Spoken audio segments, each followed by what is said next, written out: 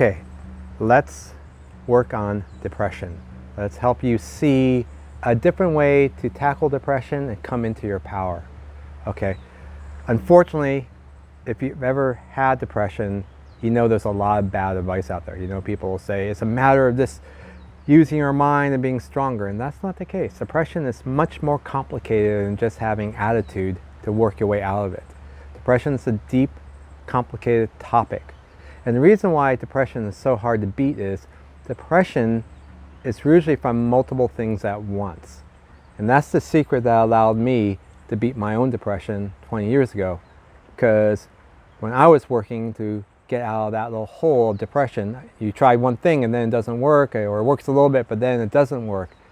Well, the truth of the matter is, the secret to beating depression is understanding depression is often multi-vectored. In other words, there's usually 5 things or 3 things happening at once to create the depression.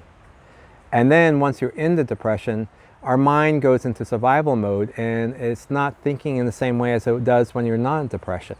So working with depression is a lot more complicated than people realize.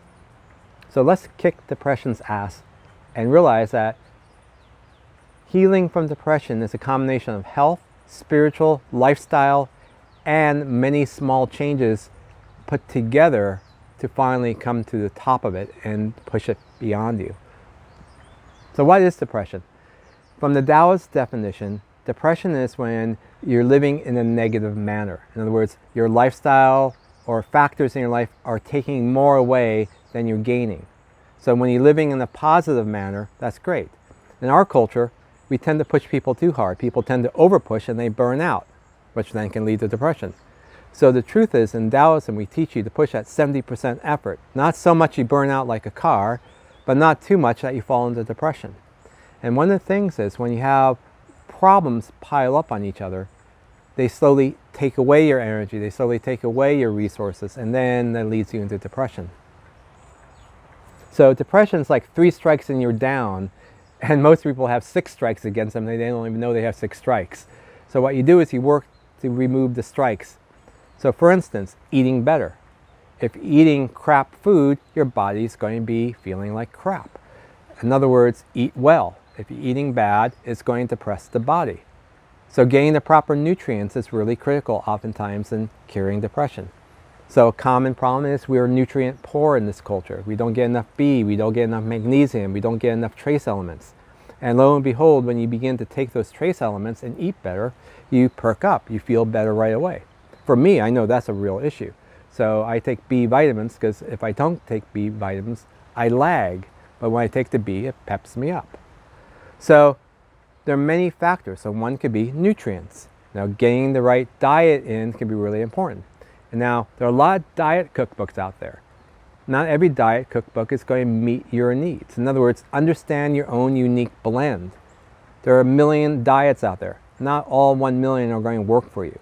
So understand, if you do some research and you experiment, you can then find the diet that complements what's going on.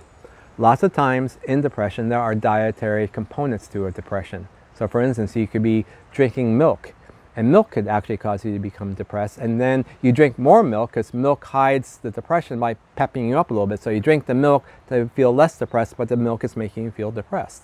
So for some people, milk can actually cause depression, ironically enough, which is kind of interesting. So our eating makes a big difference. Now, the interesting thing about depression is spotting your patterns, knowing the way you live and working with it. So people often don't pay attention to their tell signs. They often push past their negative point. They push past to the point where they overdrain themselves, and then they create a bigger problem. So part of working with depression is also learning your limits and understanding your tell signs. So for instance, for me, I can't go to bed after midnight. If I go to bed after midnight, I'll lag the whole next day. Now when I was younger, I could stay up later. When I got older, no, I can't do it anymore. So now I try to get to bed between 10 to 11.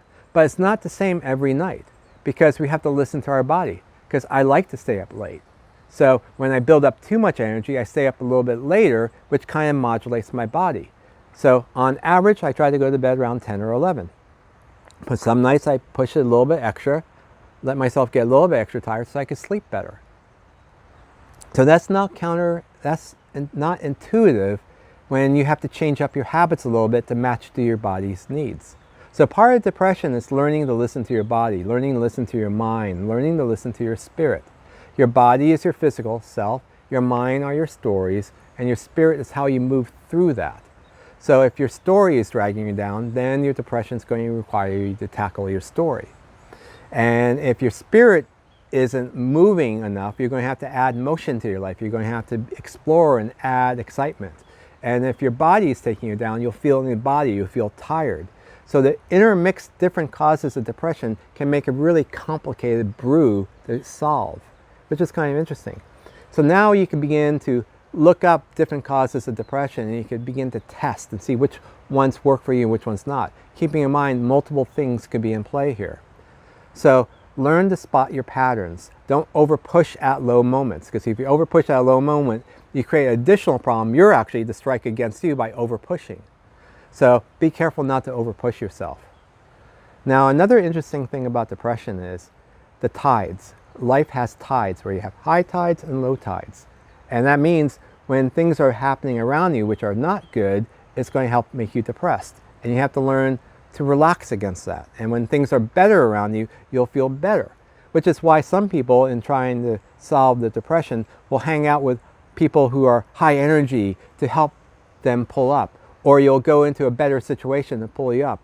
But if you're only doing that as a treatment, you could still be setting yourself up for a problem because you're not taking care of the root causes for your depression. So be aware there are tides around us, and the tides can amplify or mellow out our depression, and you can learn to look at that. One of the reasons I'm doing this video is right now social tides are low. We see a lot of social problems, we see a lot of corruption, we see a lot of infrastructure failing, where bridges are failing, planes are crashing down, dogs and cats, everything's going wrong, oh no. Well, that causes depression, because then people are scared to get out of the house. Fear can cause depression. So if one of the things working against you is fear, you have to release the fear. So depression can come from many things. And with the media over-reporting problems and racism and abuse being all-time high, people tend to hide in fear, and that can cause depression. And so you have to be brave enough to push out through that, find good people, be kind, and push out. So there are a lot of factors that come into play with depression. Once when I was changing my lifestyle and I got into a bike accident where I sprained my ankle. And because I couldn't move, I was depressed for a few weeks because the lack of motion was depressing me. So exercise is really important. A good exercise routine will help increase your energy, will help increase your body's strength, and help fight against depression. But you could do all the exercise in the world, and if you're eating something you're allergic to, well then no, the food is going to tear you down again. So if you only pay attention to one factor and not pay attention to the other factors that are in play with your depression, you're going to get mixed results or no results. So keeping a journal to figure out what is depressing you, keeping a journal to figure out alternatives to the depression and those negatives in your life is a very positive thing to do. Now, small changes can make a big difference in this. So don't always look for the big victories in solving your depression. Sometimes a really small thing can be a big impact, but then don't think that's the only thing you need to do.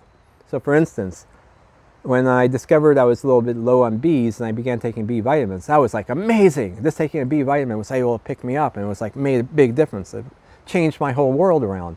However, that wasn't the only thing happening. So if only thing I did was take vitamins, I wouldn't be talking to you right now because I would be too depressed. In other words, it takes a lot to push through depression, and it's often multiple things. So in addition to changing my vitamins, I also exercise and I do Qigong. One of the best things I found at a personal level for depression was Qigong. Qigong is an energy practice that lets you exercise and work with your energy state. And that was an amazing practice for me. And in the Qigong I did, they have something called healing breath, which allowed my body to work against my allergies at the time. So it was really strong for counteracting some of my allergies. And then later in life, I moved away from the place that was causing me allergies, which actually helped solve the problem even more. So keep in mind, this is complicated. There are a lot of pieces. Don't try to be one solution will fix everything. Be willing to take the time to experiment and keep a journal and find what helps you go up and what helps you go down and track it and slowly change your lifestyle, slowly change what you eat, slowly change your exercise style, change who you hang out with. One of the deepest lessons I've had is misery. When I would hang out with someone who had depression, I discovered depression times suppression equals misery, and then misery locks you in. So don't hang out with people who are depressed when you're depressed because they're the only people who hang out with you. That's a trap. If you're depressed, you have to find people who are also positive, who will take you in and help you lift up. But don't always drag them down. Be light around them. Don't be heavy. So that's a tricky thing to do. Now, one of the reasons that people mess depression up so badly is that they think it's about the mind only, or mind, body, and spirit. So mind is only a third of the equation. And an interesting thing happens with depression. When we're depressed, we're in a negative cycle, we're in negative energy. And what the mind does is it shuts down the stories when we're really tired. And that's a trap, because the stories are what we live in. We interact with each other through our stories. So when we're depressed, our story tends to go away. We want to sleep it away. We just want to be out of it. We don't want to interact. And if we take away our story, we can't interact with other people. We can't interact with other people. We can't work our way up in a positive way in society and interactively with others. So interesting thing happens in depression. We tend to lose the energy because we tend to go into survival mode. So we tend to lose our story. We tend to lose focus on who we are as a person. We don't want to be a father. We don't want to go to work. And when we do that, we lose a little bit more of ourselves since we're not supporting ourselves. And if we're not supporting ourselves, we're slowly going down and down, and that reinforces the depression. So, curing depression isn't only about attitude. Curing depression is also about doing everything you need to do to enable you to have the energy to support the stories of your life. So you can be a father, so you can be a good mother, so you can be a good person at work rather than just depressed all the time at work. So being able to push back that is not an easy thing, and it's more than attitude, it's lifestyle, and it's nutrients, and it's changing out anything that's pulling you down, because if you remove a few things pulling you down, that allows you to go back into your story and then blossom around others because you're positive again. So you can see there's a negative side and a positive side. The depression is when we're going negative. So one of the things we need to do is remove those negatives. And again, there could be multiple negatives. So take time to be your own expert. Take time to figure out what's kicking you down so you can remove those things kicking you down and to slowly begin stepping up. Now, if you have questions, please subscribe. That will help tremendously. And remember, be positive. Namaste.